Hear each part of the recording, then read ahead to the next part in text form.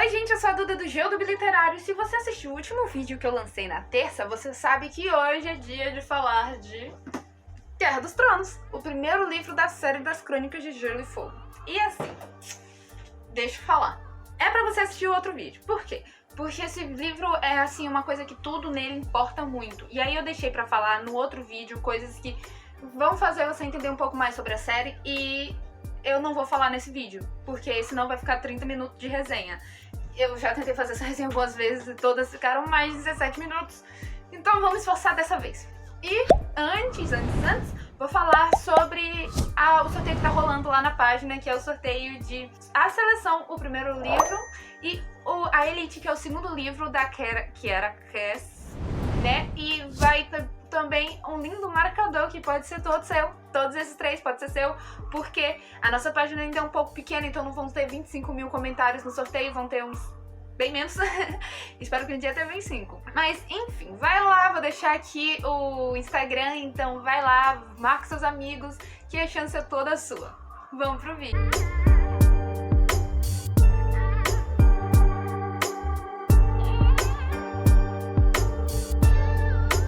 Gente, uma coisa importante sobre Game of Thrones é, tudo é importante. Tudo mesmo. Tudo. Olha esse vento caindo. É importante. E a gente vai ter aí na introdução nosso primeiro contato com a visão dos White Walkers. O porquê? Vamos falar que alguns selvagens apareceram mortos. E depois que esses selvagens mortos sumiram. Simplesmente assim, ó, sumiram. Os mortos. Então, pra quem não sabe, os White Walkers são os caminhantes brancos. São os zumbis lá da neve. Então, outra coisa muito importante também é a achada dos lobos gigantes. A gente vai começar com ali eles entrando pra uma caçada e aí vão achar um lobo gigante morto por um veado. E esse lobo gigante vai ter deixado ali de cria 5, 6, sei lá, quantidade de lobo que eles têm de filhos.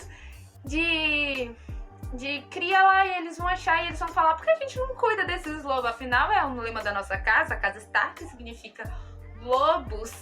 E realmente eles ficam com os lobos um pouco de relutância primeiro, mas aí que a gente tem uma simbologia muito boa, que é o Jon Snow ganhando o lobo deles. Se você também não sabe, Jon Snow é o bastardo da família Stark.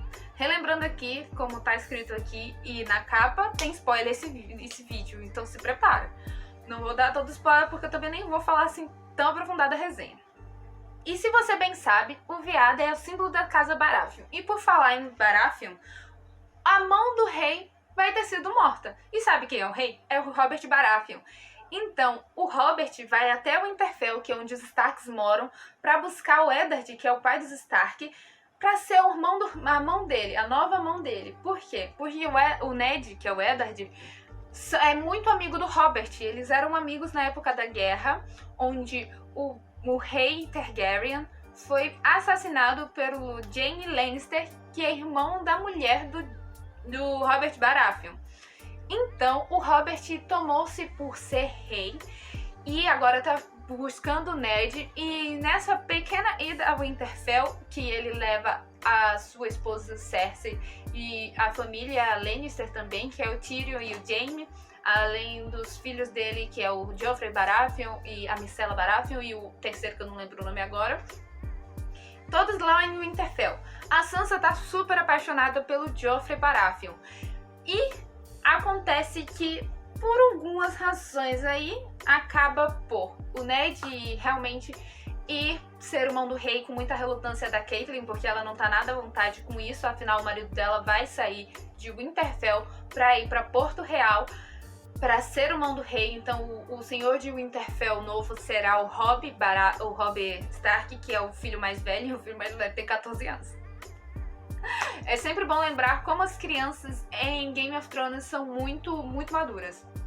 Então, o Ned vai, acontece algum barangandã aí que eu também não vou dizer, que faz com que o filho Bran caia da torre em que ele estava escalando, ele é derrubado da torre e ele entra em coma. Então vai ficar em Winterfell como ficar os homens e as meninas vão com o Ned. A Sansa e a Arya vão com o Ned pra Porto Real. Em Porto Real, a gente começa a ver algumas coisas que estão ali acontecendo, um monte de coisa errada que o Robert tá tentando fazer, um monte de lição que o Ned fica dando no Robert pra ele não fazer merda. Só que acaba por acontecer o quê? Robert morre. E o Ned descobre que aqueles lindos filhos loirinhos da Cersei e do Robert não são do Robert, são frutos de um incesto, que é a Cersei e o Jaime Lannister. Eles têm esses 3 filhos, e isso é um pouco citado na série, nos livros, porque é citado aqui. O sangue Baratheon é extremamente forte, ou seja, os filhos não deviam ter nascido loiros, né? E como eu assisti a série primeiro, eu já sabia que os filhos não eram do Robert, mas o livro dá pra notar antes também. Até porque tem a cena do Bran, né? A cena do Bran.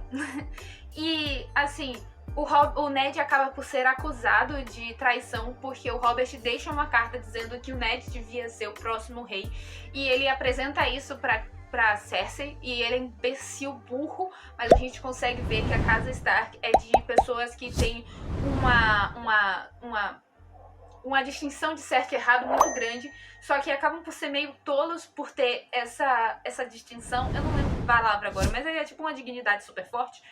E assim, é uma coisa que você fica assim, por favor, seja o rei, porque o Ned é sempre a gente boa. É um dos personagens principais nesse livro, e você ama o Ned Stark. É uma coisa que você ama, é o Ned Stark. Saudades. E acaba que, quando o Robert morre, de imediato quem assume é o Joffrey.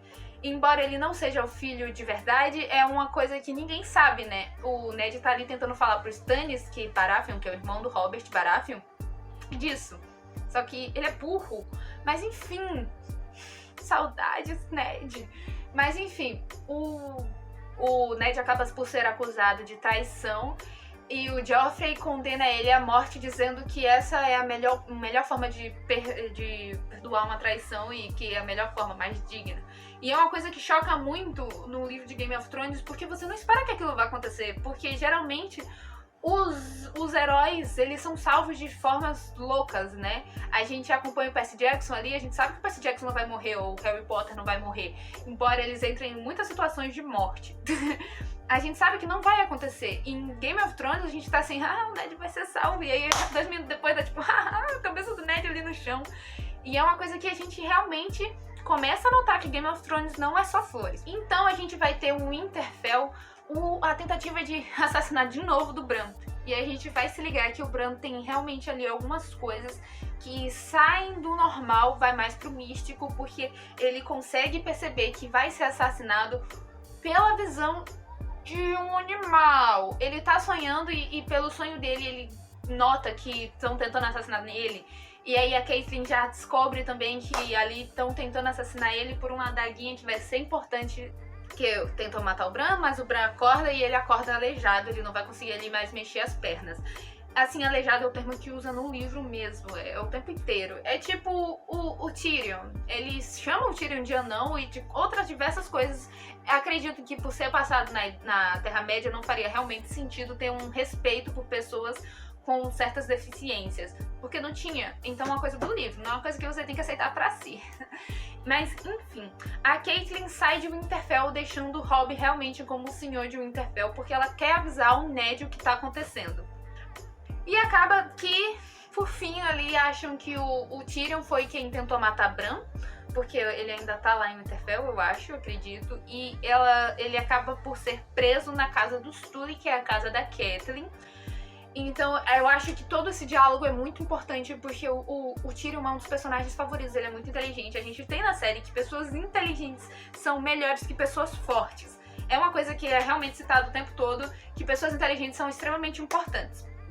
Mas enfim, a parte disso aí, que a gente sabe que não foi o Tyrion que tentou matar o Bran, né? Mas a parte disso, a gente tem o Jon Snow. O Jon Snow vai estar se sentindo muito, assim, expurgado. Vai se sentir muito o cocô do cavalo de Napoleão, porque ele ficou em Winterfell com a Catelyn, e a Catelyn odeia ele por ser um bastardo. Então o Jon Snow tá ali realmente pensando em ir pra muralha.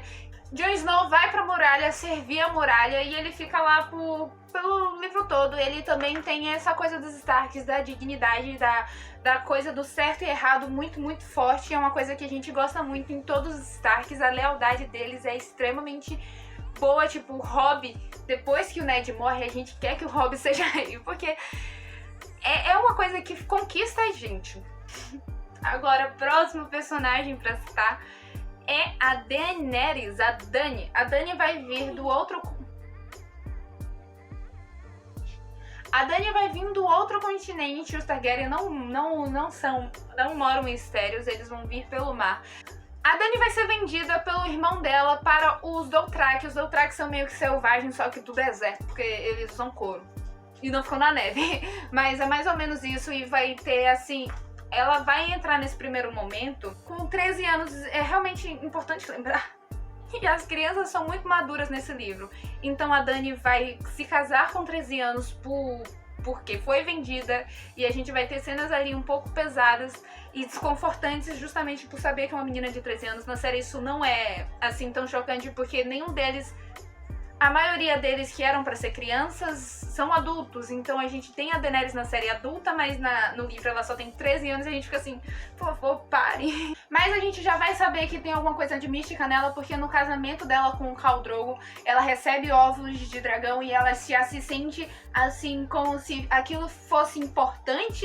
E também tem o fato dela não se queimar, e isso aí você já nota que tem alguma coisa de interessante ali, né?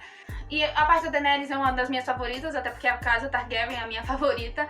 A gente vai ter a morte do irmão dela pelo Khal Drogo, jogando ouro derretido na cabeça dele por ele ser muito ambicioso. Vão acontecer coisas para que esse fato seja relevante de forma clara. Mas a gente também vai ter a Daenerys se transformando realmente numa Khaleesi, começando a falar não pro Khal Drogo, falando o que ela realmente quer e de certa forma se empoderando, não sei se é essa frase certa, mas ela acaba por virar uma mulher muito forte com 13 anos. A gente vai ter a morte do Khal Drogo por culpa do Khal Drogo. Quem dizer que a culpa da Daenerys tá errado, e a minha opinião é que importa. E assim, o Khal acaba por morrer, e a Daenerys acaba por entrar ali. Os Dothraki tem a morte do seu líder de uma forma tipo com bruxo, sabe? Que é queimando. E o Khal Drogo vai acabar por ser queimado, e a Daenerys vai entrar nesse fogo com os ovos de dragão. E no final do livro a gente vai ter aquela cena maravilhosa, que é a Daenerys saindo com seus 3 dragões. E o Drogo morto. Mas a gente vai ter a Khaleesi virando realmente a líder de um clã, que não é uma coisa muito o que acontece, e as Khaleesi's não tem esse poder todo, mas a Daenerys vai ter esse poder todo. E é importante lembrar também que no livro o irmão da Daenerys tá sempre falando que ele vai acordar o dragão e que ele vai ser o novo rei, até porque ele acha que é direito dele ser rei e não dos Baratheon. O quê? E a gente vê a Daenerys acordando o dragão. Ela sim é a pessoa que herda o poder Targaryen. Mas é isso. E eu não vou falar mais porque aí eu vou ficar muito fã da série. Mas é isso que acontece, a gente tá nessa luta. Todo Game of Thrones vai ser realmente uma guerra pelo trono. Vai ser tudo relevante ao fato de alguém ser rei. E a gente vai acompanhando o crescimento de todas as crianças Stark e do desenvolvimento também das crianças Baratheon.